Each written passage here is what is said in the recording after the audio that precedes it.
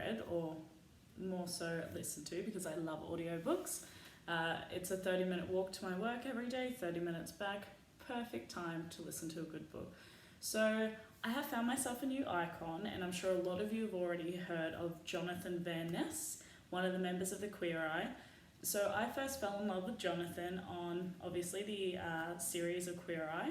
I still have to watch the recent season, and I can't wait to get into it. But before I did that, I actually went through a bit of a phase. So I've purchased all their books. So I have Tans, I have Karamos, and yet I really wanted to start off with Jonathan's story.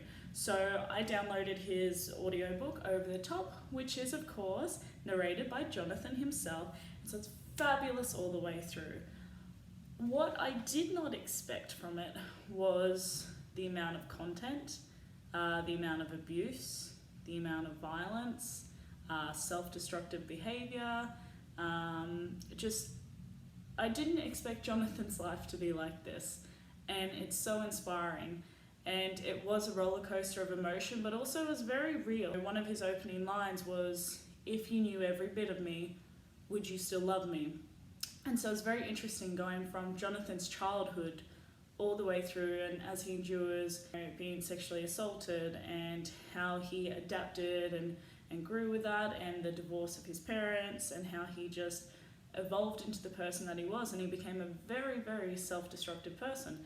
And that's not the person that we know on TV, so to speak. So it was really good to capture who, or aspects of who he really is, and what he believes in, and why he's driven to be like that.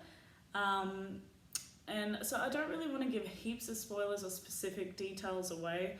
I mean, there's a lot of reviews out there that have that, but I don't. If you haven't read it, just please read it. But one thing that I clap to Jonathan very much is the fact that he's brought up and announced that he's HIV positive, which is a very brave and personal thing to do, especially in the launch of his first book. So my hat to him, and it definitely educated me on HIV. I think he's really done his job in what he wanted to do, and it's opened up now that new drive that he's found. Like, he wants people to be educated on it, and I think that it is something that we should discuss more, and I think he's definitely opened up a door for a lot of people, which is fabulous. And also listening to Jonathan, and the breakdown of one of the greatest loves of his life, which was very emotional, and how he became addicted to sex, or sexual conduct, and how it got him into prostitution, basically. It was very dark to go into, but it was amazing at the same time, because you can see what he's gone through and how he's grown into the person that he is. And I think it gives him more depth. It makes sense as to why he can understand and relate to so many people when he's seen the uglier sides of life's challenges, and most of all opposing himself when he was in such a self-destructive behavior. And it discusses his rehabilitation that he went in numerous times, the support of his family, death of members of his family, all 32 years of his life basically. And on top of that, I could never understand what it would be like to come out to family and to friends. So it was really inspiring to hear his story, and also how it affects him modernly today, like what gays and transgender really trying to fight for. So it gave me a more in-depth look into that as well, which I really appreciate. Since I've started listening to his podcast, which is phenomenal, Getting Curious with Jonathan Van Ness. So it just covers a whole pile of topics of things that he likes to question and discuss. And so I've been listening to those, and they're quite interesting actually. So all I can say is he's a smart cookie. Jonathan is very, very clever. And I think you don't get to see that on Queer Eye as much, because they only get a certain amount of time to present their personalities in it. So I guess he's known as the over-the-top fabulous Jonathan, whereas he's very smart and clued on. So I love that he endorses marijuana openly. I love that he is striving.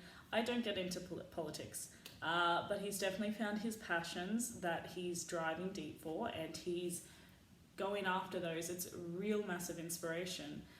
It's interesting, he's recently come into comedy, which is fabulous. because he's hilarious and I really want to see one of his shows. A dream that he thought would never be possible is something that he's doing now. So he's going on tour. I think he just came back from his Beijing one. So it's just amazing to watch him flourish and grow like the goddess he is. And I find him to be a very inspiring person in my life right now. And yes, I got suckered into buying Cosmopolitan because Jonathan Van Ness was the first man in 35 years to be on the cover. Cosmopolitan, you got me good, okay? You got me. I read it. It was great. It was lovely. But I definitely feel like I know Jonathan a lot more through this book, and it's led me to start Tan France. So I'm super excited about that one. But I really think that you should read this book because it's inspiring. It's a bestseller. I think it's a USA bestseller now.